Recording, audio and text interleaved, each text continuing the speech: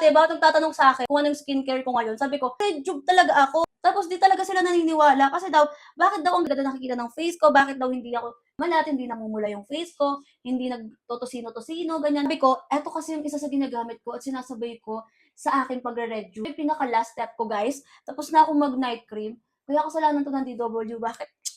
Bakit yung mga ina-apply kong may active ingredients, eh talagang hindi nahapdian yung face ko. Ito kasing soothing gel ay nakakasut talaga. Yung irritation, ganun, nakakaiwas siya sa irritation. And yung Rejuve, di ba, may mga active ingredients yon. Nakakatulong din to, di ba? Mag 1 month nang mag-Rejuve. Pero hindi daw nila nakita na pangit yung face ko, na namula ako, nagbakbak. Girl, hindi. Eh, isa to sa sinasabay ko, nakakasut kasi ito ng skin, at the same time, nakaka-moisturize din siya. So, ito yung last step ko pag gabi. Ayan.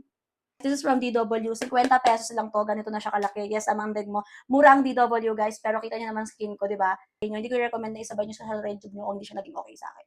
Yung mismong sinabay ko, soothing gel, snail collagen.